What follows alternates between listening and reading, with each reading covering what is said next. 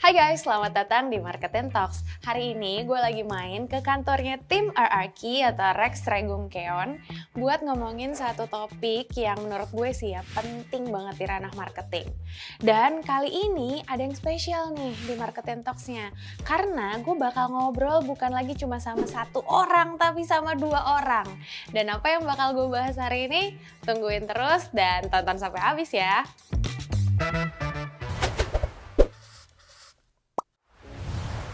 Oke, buat kalian yang belum tahu, RRQ ini adalah sebuah tim e-sports. Yes, e-sports. Tapi kalau lo mengira Marketing Talks kali ini bakal nyebrang buat ngebahas e-sports, no, lo salah guys. Soalnya gue justru bakal ngebahas satu topik marketing yang penting banget, yakni community building. Sedikit cerita, RRQ ini punya sebuah community bernama RRQ Kingdom. Dan mereka itu solid banget. Nah, rahasia di balik urusan community inilah yang bakal gue kulik abis-abisan di episode kali ini. Community itu loyalis, jadi community itu tidak harus selalu dikumpulkan, tidak harus selalu dibentuk, mereka bisa terbentuk karena core value-nya adalah plan. Jadi kalau ngomongin plan, kalau ngomongin pola atau strategi, di Google banyak kok. Cara nge-build community ada, bahkan dari narasumber yang paling pintar ada di situ. Yang success story-nya ada. Dari gua lebih ke itu nggak cukup. Selain community building, Talks kali ini juga bakal ngegali insight soal gimana sih brand lo bisa memilih existing community yang tepat buat diajak collab. Tujuannya, of course, buat acquire new customers dong. Nah, kira-kira kayak apa aja tuh insight-nya? Based on experience gue pitching ya sama beberapa brand gitu. Mungkin yang bisa gue kasih suggestions yang pertama adalah dia harus tahu dulu sebenarnya mereka mau kemana. Mau ngapain gitu. Itu mau ngapain gitu. Kalau dia nggak tahu mau ngapain sama audience, itu susah. Yang kedua udah pasti ketika dia tahu ini adalah ngomongin bisnis, siapa yang spending power-nya paling kuat. Itu dia harus tahu juga. Atau mungkin memang dia tidak mencari yang untuk conversions, tapi memang untuk value. Berarti siapa yang, community mana gitu yang bisa mengangkat value-nya dia. Tuh kan, dalam marketing, community ini emang powerful banget. Bukan cuma powerful ketika lo berhasil nge-build community buat brand lo, tapi juga powerful buat diajakin partneran atau kerjasama. So, if you want to know more about this, just keep watching and enjoy! Halo. Andika, nih, dulu. salaman siapa dulu nih? Kang Dika. Mudrok. Jadi hari ini gue udah bareng duo Dika. Yes. Kalau yang dulu terkenal ada Titu, ini Ditu. Yeah. Dika. Itu boleh. Oke, hari ini kita bakal ngobrolin banyak soal RRQ, especially mungkin soal community-nya ya. Yeah. Karena kalau kita ngomongin soal marketing, community itu biasanya bakal selalu jadi salah satu strategi yang dikenal powerful banget. So, hari ini gue pengen nanya-nanya sama duo Dika ini soal community-nya tim RRQ atau Kingdom ya. Bacanya RRQ Kingdom atau Kingdom aja boleh? RRQ Kingdom. Nggak boleh dilepas. Oh, RRQ oke. Kingdom. RRQ Kingdom. Tuh. Oke, Kang. Nanti saya jangan dimarahin ya kalau salah ngomong ya. Nanti bahaya kalau Kingdomnya lebih besar dari RRQ, betul? Iya, betul. Karena kita itu part of RRQ. Oke, ya baiklah. Oke, kita bakal nanya-nanya gue bakal nanya-nanya soal RRQ Kingdom. Oke. But first of all, Oke. kenalan dulu kali ya. Karena kan ini marketing bukan media e-sport. Jadi mungkin kita harus mengenalkan dulu. Ya. Siapa nih yang mau duluan? Kenalin mungkin Siapa? Yang mungkin yang paling di sini paling ngerjainnya sen- apa? yang paling senior dulu kali. Oke, Nama Oh, gue iya, Andika. Nama di community-nya itu Murdok sebetulnya. Nama Murdok, nama Andika, panggilan Murdok, udah berkarir di komunitas kurang lebih 20 tahun. Awalnya bahkan 2000, tahun 2000 awalnya. Tahun 2000, mulai dari jadi pemain, ikutan turnamen, dan lain-lain, sampai akhirnya di titik kayaknya udah nggak bisa menang lagi nih. Gitu. Tapi dari waktu masih jadi pemain pun udah suka ngumpulin orang. Ketika ngumpul sama orang, udah selalu pengen jadi ketuanya. Oke. Dan ada kondisi di mana ketika gue nggak pengen jadi ketua pun, gue diketuakan lah gitu. Oke. Kayaknya memang udah ada, auranya udah kayak gitu, sampai akhirnya e-sports, hoki juga sih. Karena dulu waktu berkarir di community e-sports, nggak kebayang ujungnya tuh mau jadi apa gitu. Dan akhirnya alhamdulillahnya e-sports muncul di tahun 2012-2013, e-sports meledak. Tiba-tiba jadi salah satu tren atau yang disukai oleh banyak orang. Tiba-tiba gamers itu punya identity. Tiba-tiba semua tim e-sport atau brand pasti butuh mengelola community. Di situ titik baliknya, oh ternyata hari itu gue orang yang dicari nih, gitu. Ya, waktu itu mungkin nggak poinnya lebih ke kita nggak pernah tahu ya. Cuma waktu itu gue berasa menjalani community ini dengan serius. Sampai akhirnya tiba saatnya dan gue udah punya experience sama ilmunya. Nah tibalah sampai ketemu RRQ. Ketemu RRQ, pas banget RRQ juga lagi cari orang yang mau atau bisa ngelola supporternya. Kalau kita lebih tepatnya RRQ itu dua sih, nggak full di community. Dia ada fanbase, dia tuh fanbase sama community. Karena mereka mengidolakan seseorang. Kalau community kan kita sama-sama orang yang mempunyai barangnya, tapi kita berkumpul bersamaan gitu. Kalau fanbase kan kita nggak punya barangnya, tapi kita mengidolakan orang yang sama. Jadi kita campur. Nah, yaudah akhirnya tiba-tiba masuk ke RRQ, bersyukur karena saat itu sampai saat ini mungkin RRQ bisa dibilang salah satu tim e-sport paling besar juga lah di Indo gitu. Pas masuk interview, wow kaget juga karena ternyata yang dilewati selama ini di warnet, di tempat nongkrong itu adalah jawaban untuk semua pertanyaannya gitu. Itu yang mahal ya kayak itu. Oh, kok nggak bukan nggak susah ya? Kok udah tahu nih jawabannya semua? Ya udah flow-nya begitu aja, jawabin bla bla bla bla bla sampailah di hari ini. Ya, sekarang kebetulan jadi community manajernya RRQ. Jadi yang ngelola community-nya sama yang bikin atau event-eventnya untuk community-nya RRQ, yaitu RRQ Kingdom. Itu kurang lebih. Sekarang diketuakan. Diketuakan. Oh ini diketuakan apa kalau jadi ini, ketua? Kalau ini setengah-setengah. Jadi daftar jadi ketua, lalu diterima jadi ketua. Gitu. Kepala sukunya Kepala RRQ suku. Kingdom ya. Iya. Oke, kalau Mas Dika yang ini? Kalau gue baru masuk e-sport sebenarnya baru 2 tahun ini. Justru gue backgroundnya itu dari retail dulu, as commercial, lalu masuk ke bola. Justru startnya dari conventional sports, pernah di PSSI, lalu pernah di salah satu klub bola juga, namanya PSIM Yogyakarta kalau ada yang tahu. Jadi kalau dari bidang e-sportsnya sendiri, gue baru 2 tahun, tapi sebenarnya sudah dari 2016 lah gue mengurusi dengan klien B2B, apalagi kalau ketika di PSSI itu juga ngomongin soal partnership gitu. Dan gue belajar banyak sebenarnya di e-sports. Kenapa? Partnership di conventional sports dan e-sports itu berbeda. Satu berbeda, kenapa? Karena secara industri itu kalau e-sports jauh lebih fleksibel. Ditambah juga audiens kita juga banyakkan millennials and Gen Z, bahkan juga nanti kita juga punya nanti Gen Alpha yang baru. Itu yang juga harus kita persiapin gitu. Benar-benar. Jadi sebenarnya seru, apalagi kalau memang buat orang yang punya background di industri kreatif untuk bikin sesuatu yang unik sama brand yang memang lagi butuh, bisa relevan nih sama generasi sekarang dan lewat gaming. Dan apalagi gaming kan everybody play gaming gitu, play game gitu, kayak mau itu lagi di rumah, mau itu lagi di kereta, lagi jam senggang, itu sekarang channel sih dari situ sih. Jadi gue juga belajarnya juga by experience sekarang selama 2 tahun ini. Dan ya salah satu hal yang gue sangat syukuri adalah karena di RRQ ini juga punya RRQ Kingdom yang fanbase-nya sangat besar.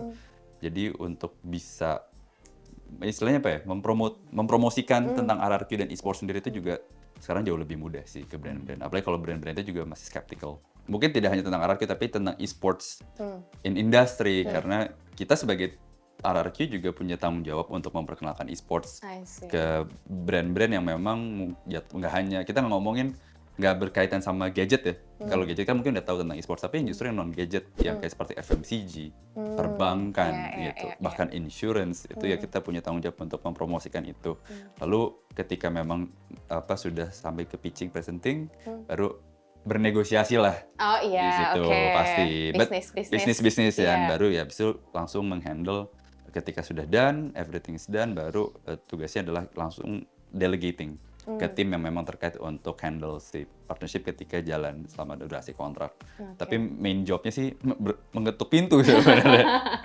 Gitu. Oke, yang mana salah satu hal yang dibawa ke klien atau ke brand itu adalah community-nya juga, Betul. hierarchy kingdom-nya. Nah, Betul. itu yang nanti gue tanya, Iya. kita bahas-bahas. Tapi sebelum itu mungkin sedikit konteks kali ya. Kenapa sih gue tuh pengen banget nanya-nanya soal community atau hierarchy kingdom. Jadi apa ya, the time when I was listening tentang si hierarchy kingdom ini gitu ya, knowing tentang si hierarchy kingdom, gue tuh ngerasanya kayak, wow, ini wajib banget gue bahas nih dari perspektif community building ataupun community as an asset gitu for a brand. Jadi gue coba mendetailkannya ke dua perspektif kali ya. Yang pertama, ketika brand punya sesuatu yang pengen mereka campaignin dan mereka tap in ke community, itu bisa jadi salah satu powerful marketing tools. Tapi di sisi lain, ketika dia bukan tap in atau selain tap in, ketika dia mau bangun community atau memiliki satu kumpulan orang, itu juga powerful marketing tools. Nah, itu yang pengen gue bahas gitu ya, barengan sama tim hierarki. Nah, tapi sebelum itu, mungkin salah satu nih, gue mau nanya soal community-nya dulu. Oke. Gimana Dika yang ini dan Dika yang ini masing-masing melihat community ini? Kalau yang tadi kan itu perspektif gue ya. Gue ngeliat kenapa ini seksi banget ya kayak gitu. Tapi kalau dari sudut pandangnya Kang Dika dan Mas Dika, sebenarnya kalian melihat community dalam perspektif marketing tuh seperti apa sih? Mungkin kalau mau dikaitin sama tim hierarki boleh, atau in general juga bisa. Siapa? Dulu. Sweet. Nah, gua. Community untuk brand ya, singkatnya Untuk seperti marketing, itu. iya, Untuk marketing ya, betul. Community itu kan sebetulnya loyalis. Community itu loyalis. Jadi community itu tidak harus selalu dikumpulkan, tidak harus selalu dibentuk. Mereka bisa terbentuk karena core value-nya adalah produknya. Apapun produknya, ketika ada yang pakai, dia adalah community-nya. Nah, sepenting apa community untuk marketing sebuah brand? Ya tadi, karena ketika kita build tentang story dari sebuah value brand itu kan harus langsung dari usernya. Nah, jadi semahal apa community, itu ketika kita bisa membuat mereka bercerita sebetulnya. Sebaik apa sih brand kita? Apa pandangan mereka tentang brand kita? Jadi ketika yang cerita satu, bagus. Kalau yang ceritanya udah sampai 100, 1000, 10.000, itu lebih powerful. Itu yang membuat orang lain nantinya melihat bahwa oh ternyata brand ini produknya oke. Karena terbukti yang ngomong bukan cuma iklannya, bukan cuma campaign dalam bentuk iklan yang dikemas dengan baik dan menarik, tapi begitu dicoba ternyata nggak seperti itu. Nah, community itu kuatnya mereka punya testimoni itu original kan, dan kita pun nggak pernah mempengaruhi itu. Jadi ketika kita tanya tentang RRQ itu buat kalian apa? Itu outputnya real, itu original. Kita nggak pernah nanti gue kasih 100.000, lu ngomong ini ya gitu. Itu juga bisa nggak? Bisa aja kalau ngomongin marketing. Tapi itu ya kita nggak pernah tahu sejauh mana brand itu melangkah gitu. Dan kalau mau dibilang bisa di point out juga tentang bagaimana community ini bisa punya impact positif untuk marketing sebuah brand. Bagaimana kita bisa menciptakan sebanyak-banyaknya testimoni positif tentang produk brand kita, tapi itu real. Dan itu berangkat langsung dari mulut mereka. Bukan jawaban yang diolah lagi oleh kita untuk jadi baik gitu kan. Sebetulnya itu kalau buat community itu. Jadi tidak harus memaksa orang untuk mau nggak jadi community RRQ. Emang ada apa bang di RRQ? Nggak ada apa-apa sih, cuma gue butuh lu aja gitu. Nggak bisa juga, ternyata memang udah banyak yang suka RRQ. Dari mereka lah kita mulai menularkan hal-hal positif tentang brandnya ke orang lainnya. Lebih banyak lagi. Betul, jadi impact-nya tuh sebetulnya dari situ. Makanya ada istilah word of mouth itu kan. Itu memang bagaimana kita bisa membuat mereka bercerita tentang brand kita real, authentic, original, tapi in a good way gitu. Kalau dari Mas Dika. Jawabannya udah diambil semua sebenarnya. Tapi mungkin ya sama sih, kayak community itu terbentuk karena adanya sense of belonging dari mungkin dari beberapa orang ya, punya rasa yang sama, value yang sama, mungkin pasti menang ya, mungkin menang gitu, dan juga karena satu hal tertentu. Dan betul, biasanya community itu organik. Dia yang bisa menjelaskan experience secara langsung gitu. Dan kebetulan memang karena pasti ada terbentuk oleh durasi, masa, momen, dan karena juga dia punya ada pengalaman collectivity bareng-bareng, itu yang mewujudkan satu community. Dan benar, sekarang tugasnya kita adalah bagaimana kita merawatnya, gitu, nurturingnya, gitu.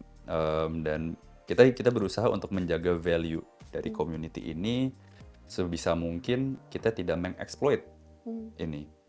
I mean, misalnya tadi karena tanggung jawab gue adalah ke brand. Otomatis kan ketika brand ini kalau gue perhatiin masih melihat community sebagai suatu konsumen. Numbers. Oh, ini numbers yang sangat seksi untuk bisa kita tap in. Makanya selalu biasanya gue sebagai yang datang ke brand selalu bilang bahwa this community have their own soul. Dia cinta sama RRQ gitu. Dan kita punya tanggung jawab untuk tidak mencederai hal itu. Misalnya kayak di satu brand minuman misalnya, mereka datang ke community, ke eventnya kita, dia mau utilize RRQ Kingdom kita. Apa iya dia cuma beli minum aja? Terus apa rewardnya buat mereka? Gitu. Itu tanggung jawab kita sebenarnya. Tanggung jawabnya gue sebagai seorang strategic partnership. Dari situ value dari brand ini pun juga akhirnya naik dan jadi terpapar gitu. Oh, brand ini supporting RRQ loh, dia juga ngasih kita ini loh sesuatu hal yang kita nggak dapetin dari cuma nonton aja. Kita participate, itu kita dapet benefitnya gitu. Jadi memang community itu memang sangat sulit untuk dibentuk secara paksa. Itu butuh waktu dan proses gitu. Okay. Dan lagi-lagi kalau misalnya dikaitin sama marketing atau bahkan mungkin bisa berkaitan sama branding juga ya. Betul. Karena tadi Kang Dika sempat mention community itu ketika mereka menyampaikan sesuatu dengan positif, otomatis itu akan berdampak buat brand. Cuman gimana caranya nih bisa sampai kayak gitu? Apa yang bisa kita kasih? Kurang lebih itu ya. Betul.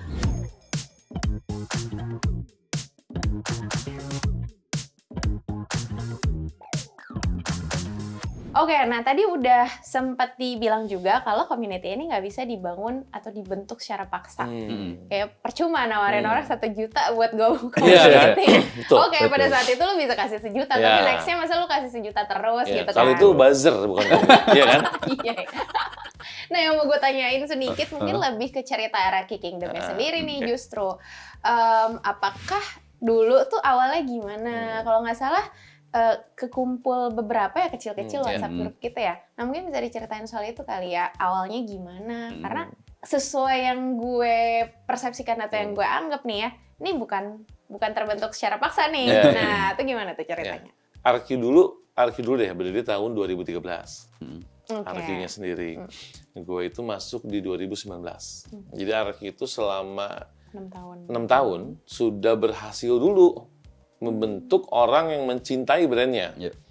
Udah berhasil dengan segala macam prestasinya, dengan apa yang dilakukan oleh Pak Ape, CEO kita itu salah satu orang yang membantu gua untuk nge-build RRQ Kingdom yang saat ini.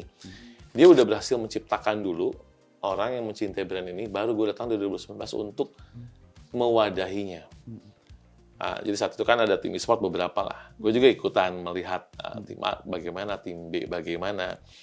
Nah, saat gue datang ke RRQ, ini tim punya sesuatu. Terus dari attitude pemainnya pun membuat orang mencintai tim ini. Tim RRQ itu salah satu tim yang membuat gue, pemainnya mau menang mau kalah sama bentuknya. Kita nggak pernah overreact. Mau menang tetap ngomong biasa aja, mau kalah tetap alhamdulillah gitu. Nggak pernah yang sampai selebrasi gimana lah. Itu dulu, karakternya tuh udah ada. Kita belum menamakan diri kita raja dulu. Cuma udah kayak raja gitu. Wibawanya tim ini. Sampai akhirnya masuk, terus memang saat itu belum ada nama Kingdom, belum ada wadah apapun, mau grup WhatsApp apa tuh belum ada. Nah, sambil jalan dibuat itu, lagi dipikirin sebutan buat community kita itu apa. udah terlanjur diterima Oh. dan dimaknai sama mereka. Iya. Akhirnya beberapa kali gue baca di komen, bang, gue juga Kingdom tahu. Wih, 1, iya, 2, iya, 3. Awalnya gue mau bilang sama mereka, guys, sebutan kalian bukan Kingdom, guys. Awalnya kayak gitu. Tapi ya tadi tuh balik lagi, community itu sesuatu yang nggak dipaksakan. Bahkan kita aja nggak pernah bilang, guys, nama kalian Kingdom ya. Iya, iya. Akhirnya muncul nama Kingdom, kita mulai bikin logonya, mulai bikin Instagramnya dari nol. Hmm. Grup dari mulai 1, gue ketemu pertama anak Kingdom cuma 5 orang. 5 orang, akhirnya 5 orang ini disamakan visinya. Jadi Arki Kingdom, mereka mulai menularkan ke teman-teman lainnya. Kumpul kedua jadi 20, 30, terus gitu. Nah, disitulah dibentuk si Kingdom awalnya. Dan seiring dengan e-sportnya pun berkembang. I see. Jadi kita punya MPL, turnamen-turnamen lain punya playoff turnamen. Mulailah kita bikin sesuatu yang kita kasih impact buat pemain, tapi yang kita bisa lakuin aja. Mulailah kita mikirin chance, mikirin baju samaan, mikirin nyanyian. Dari situ awalnya dibentuk tuh. Jadi Arki itu udah berhasil dulu tuh. Nah, baru dibentuk. Mulai dibentuk, tapi saat itu PR-nya Kingdom ini mau apa nih identitinya? Kan community pun ada identitinya. Iya. Mulailah ngebangun. Nah, itu awalnya masih meraba juga, Mbak. Masih kayak ini gimana, itu gimana. Kita tuh kan nggak tahu, kita mau nyari fans Arki di mana dulu. Kita belum punya platform online. Jadi masih bener-bener DM dibalesin satu-satu sampai ratusan tuh. Itu cara semua brand seharusnya membuild community-nya. Jangan ladenin yang checklist doang gitu. Jangan yang ada verified-nya doang yang dibalas, ya kan? Jadi kenapa mereka akhirnya se-engage itu? Karena mereka pun merasa dibalas oleh RRQ, bukan oleh admin. Jadi gue ngebalas bener-bener bukan template, bukan cuma halo. Personalize banget Iya. ya, satu-satu. Gue bener-bener balas Sesuai satu-satu konteksnya. terus sampai akhirnya ya lumayan lah. Maksudnya 1.000-2.000 orang udah engage. Udah mulai kita agak kasih ke teman-teman yang lain buat ngebalasin. Itu kurang lebih dibentuknya si Arki Kingdom sampai hari ini. Oke. Kalau itu cerita soal awal RRQ Kingdom-nya, nah yang kesini gue mau nanya soal bagaimana kemudian nih lo membawa si RRQ Kingdom ini ke brand-brand gitu. Walaupun baru 2 tahun ya? Ya, Jalan baru 2 2 tahun. tahun. Nah mungkin ada cerita-cerita sebelum itu yang lo tahu atau lo bisa bagiin. Bagaimana nih awal partnership yang mungkin terbentuk, terjalin ya barengan RRQ, yang kemudian mulai melibatkan nih si RRQ Kingdom itu mulai hadir lah di dalam partnership itu. Itu boleh ceritain sedikit nggak? Ya, jadi soal itu? kalau ngomongin partnership kan secara general pasti biasanya gue akan bertanya sama brand-brand itu maunya apa, objektifnya apa. Oke. Bisa awareness, bisa conversion, atau engagement gitu. Ketika ngomongin awareness sudah pasti lo akan misalnya visual logo gitu ya. Ketika ngomongin conversions udah pasti lo mau ada sales di situ. Tapi yang kalau emang orang mau engagement conversions pasti harus ada involvement engagement. Lewat gimana? Nah, itulah gue baru masukkan bahwa ini kita punya fan base seperti ini dengan channel yang udah dibangun sama Kang Dika, dengan ada event seperti ini. Salah satu hal yang kita bisa bilang menjadi salah satu advantage-nya RRQ Kingdom adalah kita tuh bener-bener deket sama fans kita dengan communication. Jadi kan mungkin awalnya based on DM gitu ya. Sekarang kita ada WhatsApp group. Ada mungkin around 30 to 40 ya Kang. WhatsApp group dari satu Indonesia. 80. Kan 80 malah. Udah Jadi harus update malah jadi, berarti. jadi kalau habis match tuh handphone bener-bener nge-frame, Mbak. Bener-bener yang nggak gerak tuh gitu. Dengan berarti ada 25.000 ya total ya members. Members kita Heeh. 140.000. 150.000. Udah dari update lagi berarti numbers. Jadi dengan grup sebanyak itu dan 150.000 members, itu adalah kesempatan buat brand untuk engage lebih langsung sebenarnya. Biasanya kan selama ini brand gimana ya gue bisa penetrate ke community lo gitu. Apalagi kalau cuma sekedar post di Instagram, gue nggak dapat feedback secara engage, direct gitu. Dan kita berikan bahwa ini salah satu cara lo dengan nih punya WhatsApp group. Kayak gue yakin nggak semua tim punya seperti ini. Dan lo bisa langsung blast information itu langsung di grup gitu. Dan alhamdulillah selama 2 tahun ini gue jalan sama beberapa brand itu so far mereka satisfied sama apa yang kita lakukan. Mungkin salah satunya gue bisa nyebut kita sama BCA waktu itu. Mungkin Pak gue boleh minta tolong kali ya ambil satu contoh. Oh, jadi salah satu cara caranya tuh, tadi seperti yang gue bilang di awal, gue nggak apa-apa ya cerita tentang how to BCA itu bank. Ini bank yang mereka tuh penasaran sama community e-sports sebesar apa sih gitu. Karena sebenarnya mereka sudah punya program BCA Pro Gamers, I think sejak 2017-18. Tapi belum pernah menyentuh ke lapisan ke community. Ketika melihat RRQ, melihat numbers-nya, dan tahu tentang profilnya, gimana dong gue bisa masuk gitu. Oke, terus langsung gue tanya, apa target lu? Gitu. Gue maunya ada user acquisitions. Itu kind of new things buat kita.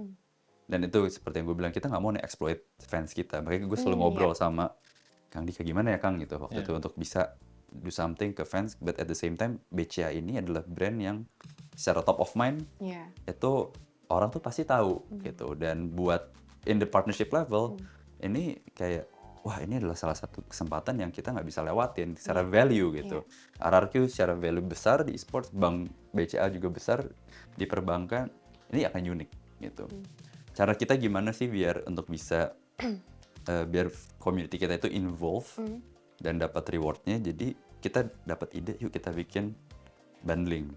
Satu bundling ini yang tidak akan pernah didapatkan oleh kingdom yang lain di kota manapun. Jadi kan Kang Dika punya event namanya RRQ Keliling Kota. Ini salah satu fan survey. Mungkin nanti Kang Dika bisa cerita lagi. Nah, ada beberapa kota dan BCA itu support di beberapa kota. Karena dia pengen user acquisitions, apa sih yang bisa ditarik? Jadi akhirnya kita buatkan special bundling collaborations ini yang memang sifatnya customized. Mungkin ini khusus satu buat baca ya, biar bisa dilihat juga. Jadi kalau misalnya dilihat, karena saking customized-nya itu kita benar-benar aku tarik satu-satu ya. Boleh. Jadi ada flash. Itu ada flash apa? Oh, ini ada King of Kings. King of Kings. Jadi desainnya tuh memang nggak ada nih di lain. Ada lanyard. Ada stiker, ada ini kartu top up. Jadi kita punya RRQ top up namanya. Voucher lah buat buat voucher gaming, dan kita punya sendiri. Dari itu kita customize tuh si kartunya. Jadi hal-hal yang seperti ini tuh yang dibawa nih sama kemarin sama tim BCA ketika pas event itu mau nggak buka rekening, lu dapat kesempatan dapat ini, dan ini tidak didapatkan di kota manapun dan juga tidak by online. Kita tidak jual ini. Iya, ini nggak dijual. Ini tidak dijual, dan kita juga ngelimit ini tuh hanya 50 orang, dan mereka ada willing untuk buka rekening gitu. Dengan mungkin nominalnya memang terlihat cukup besar 100.000 gitu, karena memang itu requirements dari BCA. Tapi dengan reward seperti ini buat mereka itu sangat worth it the money, dan itu bisa digunakan setiap hari gitu. Flashnya gitu kan. Jadi itulah salah satu cara kita untuk servicing ke fans kita, bahwa memang lo ada sedikit effort untuk mengeluarkan, tapi rewardnya ini ada dan ini personalized gitu sih. Dan ini bisa jadi idea juga ya, mungkin buat brand-brand ya, bahwa even perbankan sekalipun gitu bisa kolaborasi sama tim e-sports. Dan mungkin ada kolaborasi-kolaborasi lain di luar sana yang sangat mungkin terjadi gitu. Tinggal bentuknya seperti apa gitu, value-nya seperti apa. Nah, mungkin balik lagi ke RRQ Kingdom-nya nih, Kang Dika. Pengen nanya justru soal nge-build-nya lagi, tapi lebih ke insight kali ya, buat yang mau bangun community. Tadi kan udah diceritain soal RRQ Kingdom-nya.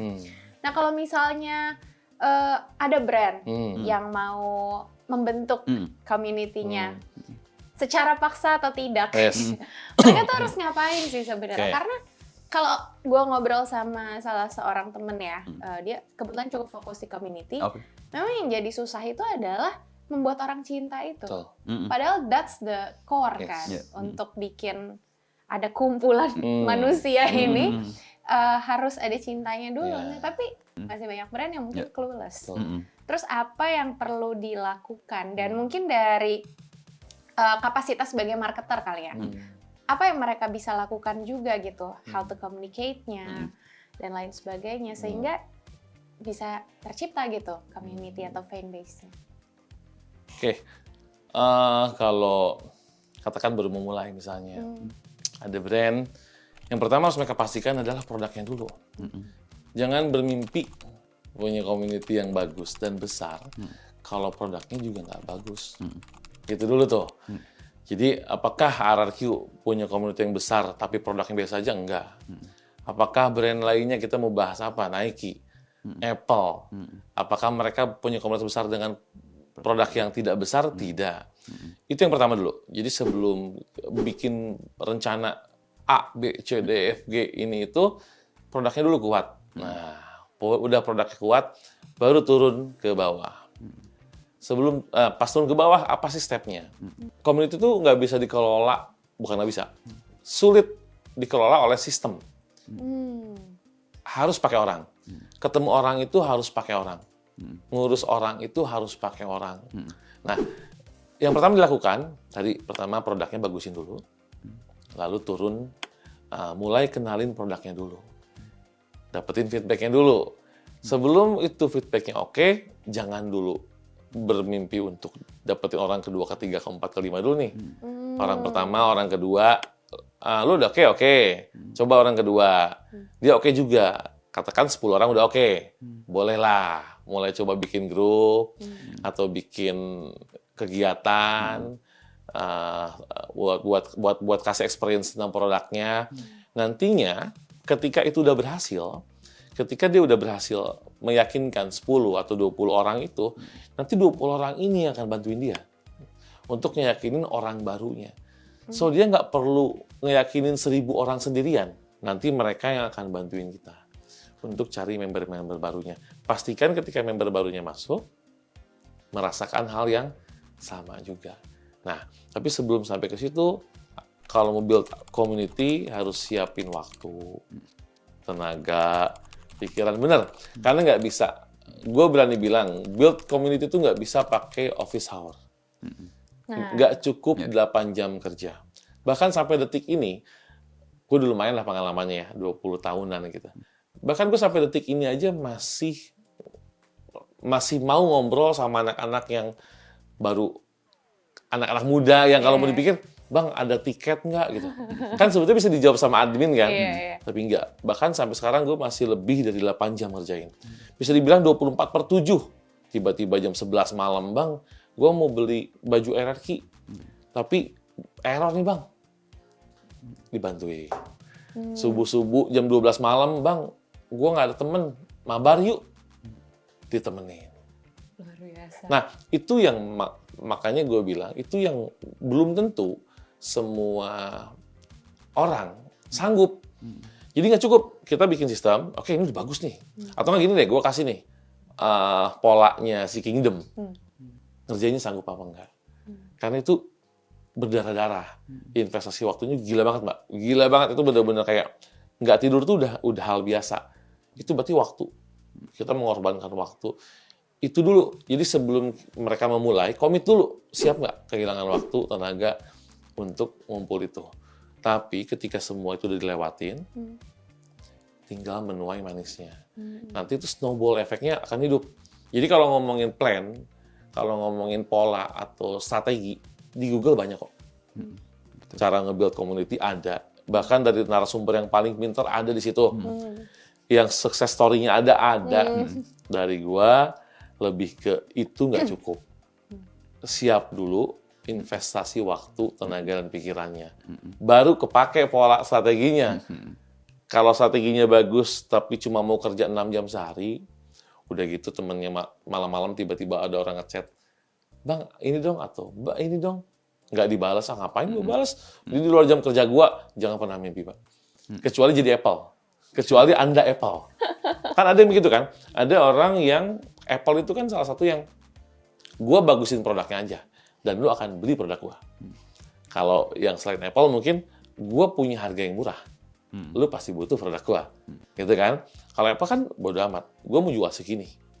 Tapi lu pasti pakai. Karena punya gua bagus. Nah itu nggak perlu investasi waktu. Invest juga sih. Karena mikirin produknya juga ya. Invest produknya. Itu produk ya kan terus. Intinya di situ, Mbak. Selalu itu. Nggak pernah, Mbak. Gue berani, bukan garansi ya. Tapi coba cari dah orang yang nge-build community, Iya. tapi waktunya cuma sejam gitu. Iya. Cuma datang, sebat dua bat, gue balik dulu ya. Nggak akan pernah ada. Cuma nyapa, Iya. hai pagi, kasih kalimat motivasi, Iya, tapi tinggal nggak bisa. nggak bisa. Nggak bisa. Oke. Nggak bisa. Oke, Kang Dika, tadi udah soal tips community gitu ya. Nah, gue mau beralih lagi nih ke Mas Dika. Ini bukan problematika sih, keseruannya. Wawancara 2 orang harus ganti-gantian. Gak apa-apa. Harus adil gitu. Adil. Nah, gue pengen nanya ke Mas Dika lebih ke mungkin insight buat brand justru dari perspektif sebaliknya ya. Ketika mau tap in, kalau ini kan ketika mau nge-build. Ya. Nah, ketika mau tap in mungkin kayak iya bisa kayak RRQ, of course kalau ada value yang match. Tapi mungkin kalau dia mau melirik-lirik community yang udah matang, Ya. apa sih yang mereka harus nilai dan mungkin bisa balik ke study case BCA lagi atau yang lain. Biasanya tuh orang nanyain apa sih, brand itu nanyain apa dan apa yang mereka tuh biasanya butuhin untuk cek, kayaknya match deh. Kayak BCA bisa match deh sama RRQ. Nah, apa nih yang bisa di-share seputar menemukan kecocokan itu kali ya. Ya. Untuk brand bisa tap in ke community dan mungkin community-nya bisa suggest the right suggestion juga ke si brandnya. Mungkin cerita soal itu. Based on experience gue pitching ya sama beberapa brand gitu. Mungkin yang bisa gue kasih suggestions yang pertama adalah dia harus tahu dulu sebenarnya mereka mau kemana. Mau ngapain gitu. itu mau ngapain gitu. Kalau dia nggak tahu mau ngapain sama audience itu susah. Dia nggak bisa mengidentify nih istilahnya persona profile dari community yang dia targetin. Kalau dia nggak tahu akan sangat sulit gitu. Biasanya kan lo harus tahu dulu nih. Oke, gue tahu karakter. Kalau mereka nggak bisa mendefine secara clear, itu akan sulit dari awal. Kalau mereka bingung, kita bisa bantu. Ya, kita bisa bantu. Kita akan arahkan habis itu. Makanya itulah kenapa terjadi sama BCA. Kalau mereka bingung, kita bisa bantu. Iya, kita bisa bantu. Kita multi service kebetulan kan. Oke. Oke, itu satu. Yang kedua, dan dia harus research. Research secara jauh, bisa comparison dengan berbagai industri. Yang kedua, udah pasti ketika dia tahu ini adalah ngomongin bisnis, siapa yang spending power-nya paling kuat. Itu dia harus tahu juga. Atau mungkin memang dia tidak mencari yang untuk conversions, tapi memang untuk value. Berarti siapa yang, community mana gitu yang bisa mengangkat value-nya dia. Mungkin tidak melulu soal conversions. Dan juga mungkin salah satu juga belajar tren. Oke. Tren itu adalah soal generasi. Habit-nya, behavior-nya. Udah pasti kayak generasinya Kang Dika sama gue berbeda gitu. Gue lebih muda kan maksudnya? Ya gitu deh. Iya, gitu. Nggak harus pantaran lah. Gen X tapi gitu. Iya. Dan juga sama Gen Z dan juga Gen Alpha kan udah pasti beda gitu. Dia mau kemana? Community yang mana nih? Audience yang mana yang mau dia targetkan? Apakah brandnya dia tuh relevan untuk for short term atau long term? Ini kita ngomongin juga masalah periode. Misal kita ngomongin BCA. BCA itu kenapa dia mau masuk ke e-sports? Karena dia sadar dia harus ngikutin tren, ngikutin masa generasi yang sekarang. Dia udah harus waktunya nyari nasabah baru. Caranya apa? Dia sudah punya banyak. Dia kalau ngomongin relevan, dia bisa ke music, bisa ke movies, bisa ke gaming, dan bisa ke sports sebenarnya. Sekarang kan ada beberapa olahraga yang lagi tren, kayak misal padel gitu atau tenis. Tapi dia memilih salah satunya ke e-sports karena dia tahu ternyata e-sports itu mungkin selain dia ngomongin soal new community, tapi dia juga punya retention sama audience dan community yang ada di usia-usia yang masih sepantaran dan punya spending power. Tapi dia juga sadar kalau dia grab audience dan community yang usia-usia yang baru, dia punya brand recall. Ketika misalnya BCA dulu supporting RRQ gitu. Meskipun dulu dia belum punya, karena kemarin ada study case yang datang ke Bandung itu yang pengen itu adalah anak SMA yang nggak punya KTP. Ternyata mungkin memang secara audience ya nggak masuk gitu karena nggak bisa ke conversions, tapi itu sudah tertanam sebagai satu brand recall. Suatu hari ini akan jadi investment. Makanya kenapa ada brand sekarang kalau gue perhatiin mulai berani masuk ke yang niche ya, ke gaming gitu. Itu karena dia sadar mungkin brand gue tidak akan dibeli hari ini. Tapi mungkin in 10 to 20 years ini akan diingat. Atau mungkin mereka yang Gen Z and Alpha bisa mempengaruhi decision orang tuanya yang punya spending power gitu. Jadi kalau mungkin balik lagi sebenarnya brand tuh harus tahu audiens itu cocok apa enggak. Fokusnya apakah mau in future atau now. Kalau now udah pasti short term dan udah pasti mungkin yang memang sesuai lifestyle-nya. Tapi kalau memang untuk brand recall, untuk amplifications, mungkin dia bisa nargetin yang lebih muda gitu. Sebenarnya kalau soal results itu kita di luar kontrol kita sebenarnya kan ya. Dan biasanya paling susah adalah ketika brand nge-set KPI. Biasa kan? Kayak bodoh gue investasi gini, KPI, beda KPR itu gini. Itu hal yang paling susah. Kenapa? Baik lagi, kayak gue bilang, community itu nggak bisa kita jual as a konsumen. Ini ada hal harus kita jaga. Makanya waktu itu Kang Dika tuh paling sebel nih kalau ngomong KPI kan. Karena sebenarnya bukan kita paham ya mereka target mereka. Cuma untuk masuknya itu harus pakai cara-cara yang tepat. Iya, betul. Jadi lebih baik kalau dia butuh apa, ayo kita ngobrol dulu. Nanti gue kasih insight dan suggestion. Way in-nya tuh gimana. Jangan tiba-tiba dia masuk, gue mau ini. Terus kita kasih suggestion, nggak bisa.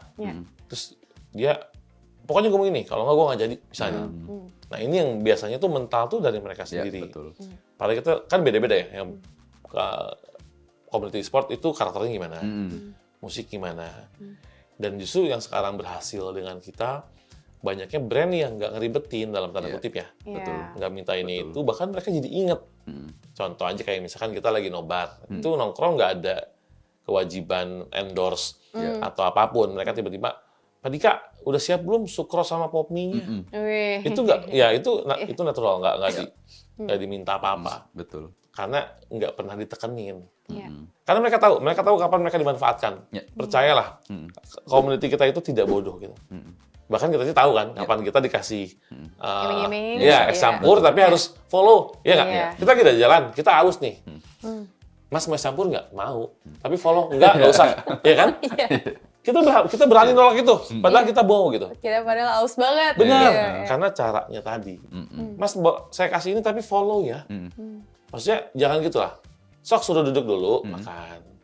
Cara ngomongnya, Mas kalau mau tahu tentang kita Instagramnya di sini ya. Itu cara, itu penting banget. Itu sebetulnya. Betul.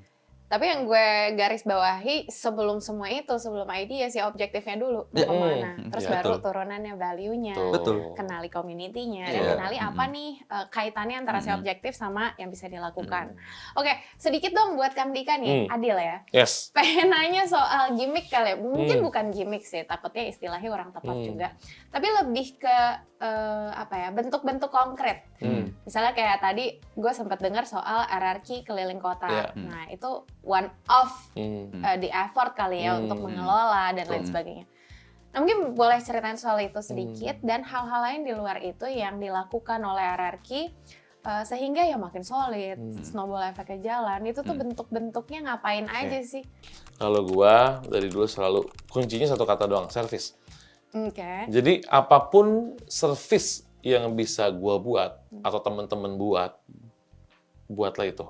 Kalau contohnya di ranah gua, service yang bisa kita lakukan itu apa? Mereka itu mencintai tim ini dan pemainnya. Mereka itu lebih butuh ketemu idolanya dibanding hadiah. Nah, jadi yang gue bikin apa? Meet and greet. Gue bikin mereka bisa ketemu idolanya. Itu berharga buat mereka. Kalau ditawarin lu mau 1 juta, apa ketemu 1 juta sih kalau banget.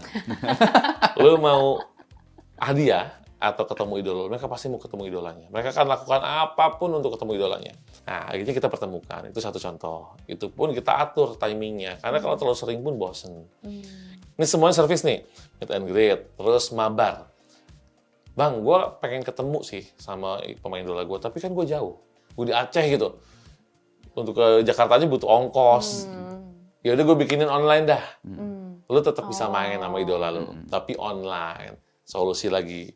Tapi apa? Service. Terus hadiah. Bang, gue sukanya sama RRQ, Bang. Gue nggak suka sama... Bukan nggak suka, gue nggak suka-suka banget sama pemainnya. Biasa aja. Tapi gue cinta sama RRQ-nya nih. Berarti gue butuh identity. Logo RRQ dong. Entah keychain, entah stiker. Gue tempel di handphone gue. Gue kasih giveaway. Gue bagiin 500 stiker buat 500 orang misalnya. Itu service lagi. dan terakhir RRQ Keliling Kota. RRQ Keliling Kota ini udah konten tergede banget. Itu karena all in. Yang tadi dibahas, Ada semua. dikemas dalam satu kemasan. Meet and greet-nya ada, hadiahnya dapat, terus mendukung timnya dapat, bersamaan tuh, ketemu idolanya juga dapat, terus interaksinya dapat. Itu yang kalau dijelasin panjang, tapi RRQ Keliling Kota itu adalah salah satu bentuk servis tertinggi saat ini kita bisa lakukan. Kenapa? Karena Pak Ape-nya sendiri, CEO-nya itu terjun. Itu benar-benar ke semua kota. Jadi apresiat besar buat gue juga untuk Pak Ape, karena itu yang membuat sense of belonging-nya makin kencang. Dan itu akhirnya setelah servis ya, kata-kata yang lebih tepat itu snowball effect-nya tadi. Ketika satu kota merasakan ini, dia cerita ke kota lainnya. Kota kedua, cerita lagi, kota ketiga, terus akhirnya sekarang RRQ Keliling Kota jadi dinantikan sama semua audiensnya RRQ, bahkan sama pecinta e-sportnya sendiri. Udah bukan community-nya. Karena hari itu, hari di mana RKK itu terjadi, kita nggak cuma nyapa RRQ Kingdom. Ada kok orang-orang fans tim lain yang sembunyi juga gitu. Kayak, oh gitu kita panggil, ada nggak? Ada bang. Nggak apa-apa bang datang ke sini, gitu. Nggak apa-apa, mungkin timnya kan nggak punya acara gitu. Nah, tapi maksudnya kita rangkul juga semua. Kita rangkul. Ya udah, itu akan kita lakukan terus. Kita nggak tahu apakah tahun depan pola ini masih bagus. Apakah 2 tahun lagi. Masih relevan atau betul. Nah, gua tuh ada fungsinya gua adalah mengadaptasi itu. Mereka lagi butuh apa, gua adaptasi jadi program. Di-approve sama Pak Ape. Karena community atau community event divisi yang gue jalanin ini, polanya akan beda-beda terus. Gue nggak bisa ulangi terus RRQ Keliling Kota 10 tahun berikutnya gitu kan. Dulu kita lagi fasenya meet and greet terus. Seneng mereka. Oh, udah boleh bosan. Nah, fungsi gue, untuk bisa mengadaptasi itu, harus duduk bareng mereka, ngelihat. Kayaknya mereka udah bosan nih, ketemu. Kayaknya kita butuh sesuatu yang lain. Create lagi, ciptain lagi, turun lagi. Itu yang kita lakukan untuk menjaga kepercayaan fans, untuk membangun keterikatan juga. Tapi tadi balik ke topik yang pertama, itu kalau nggak mau capek nggak bisa, Mbak. Nggak bisa. RRQ Keliling Kota tuh capek banget. Emang kayak yang enak gitu. Setiap minggu naik pesawat. Coba dah pas duduk tuh udah di fase yang kayak. Tapi balik lagi, clue-nya selalu satu, service dan effort. Bentuk program service itu banyak, silahkan baca dimanapun. Dan sesuaikan dengan audiens kalian. Kalian belum tentu bisa bikin keliling kota, karena nggak cocok gitu kan. Dan keliling kota itu satu hal yang harus di-mention sebetulnya, harus di-notice. Ini buat gue nggak tahu sih apakah gue kurang baca atau enggak. Tapi ini buat gue program pertama di tim sports ya. Bahkan bukan cuma tim e-sport menurut gue. Coba cariin Mbak, program roadshow, tim yang menyambangi supporternya atau komunitasnya di tiap kota dan bawa CEO-nya gitu. Ya kan? Bahkan maksudnya selain tim e-sport, kita pertama di tim e-sport, kayaknya di tim bola pun nggak ada deh. Yang tur musik 10 kota. Iya kan? Kalau musik ada kan? Konser itu. Kalau tim sport tuh kayaknya belum deh, yang mereka bener-bener kayak nyapa fansnya. Maka tadi gue bilang kan, fans MU ini kan, belum pernah pasti disapa sama MU-nya. Mereka hanya lihat di layar kaca ya kan? Itu. Nyaris. Nyaris. Dibom kan. Nah maksudnya itu yang kita create. Itu yang kita create bagaimana pada intinya mereka tetap selalu merasa dihargai dan mereka diakui. Gen Z itu. Mereka harus merasa diakui dan mereka harus dianggap ada. Caranya monggo cari masing-masing karena beda-beda. Wow, oke. Kang Dika, aku sampai speechless ini dengernya, banyak banget loh yang dilakukan, kayak yang penting service, tapi bentuknya bisa macam-macam. Dan again ya, ketahuilah sebenarnya karakteristik audiens, karakteristik fan dan anggota community-nya ini seperti apa. Kecuali lo Apple. Ya, benar.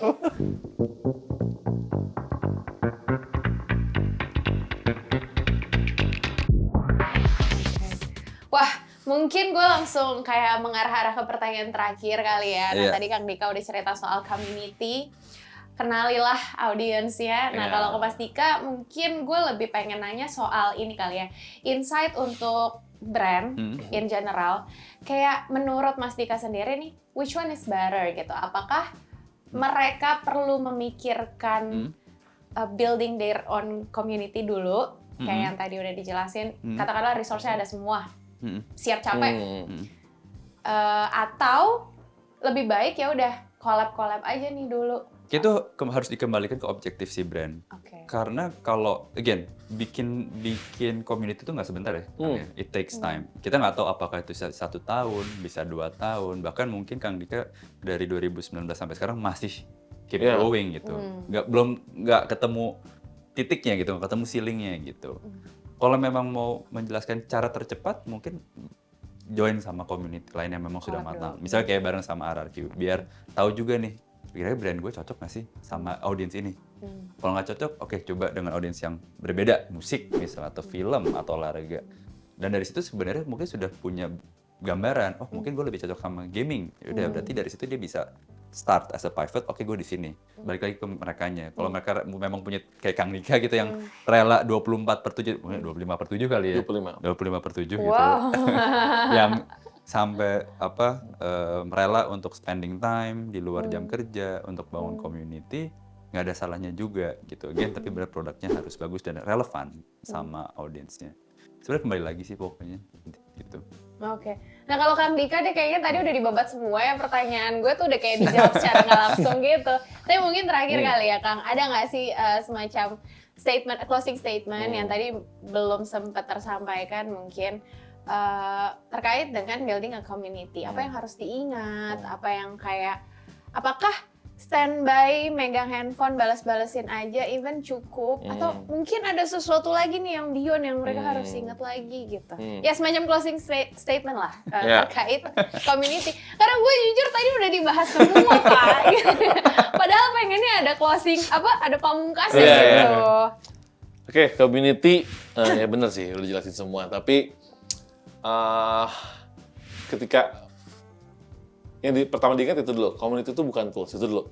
Kalau udah nganggap community tools, udah akan salah ke belakangnya. Betul.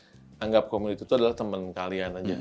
Dan rata-rata menurut gue ya, brand yang besar itu adalah brand yang membangun cerita bersama komunitasnya. Ya, betul. Bukan yang memberikan narasi untuk dibaca oleh komunitasnya, tapi membuat produk dengan value yang bagus dan diceritakan oleh komunitasnya. Itu dulu. Buat gue selalu ingetin lagi, jangan bermimpi untuk punya komunitas yang besar dan bagus kalau produknya nggak bagus. Jadi jangan kebanyakan bahas strategi A, B, C, D, F, G, tapi produknya kurang. Produknya oke. Ke bawahnya, community-nya akan ngikutin kok. Akan ngikutin. Setuju. Akan ngikutin, nanti tinggal orang yang ngurusnya ini peka nggak? Dan jangan pernah berhenti berinovasi. Komunitas itu selalu berubah. Dinamikanya selalu berubah. Intinya itu, jadikan produknya oke dulu, terus kenali anak-anaknya, dan jangan berhenti berinovasi. Tiga-tiganya ini pasti capek. Jadi kalau nggak mau capek, jangan ambil peran orang. Gitu. Oke, mungkin tadi ini sedikit kali ya, ke trigger, bukan ke trigger sih. Di awal kan gue sempat mention ya bahwa community ini dari sudut pandang marketing kayaknya dia adalah powerful tools. Mungkin dia sedikit banyak sering dianggap tools, tapi ngejalaninnya jangan sekedar ngelihat ini sebagai alat marketing.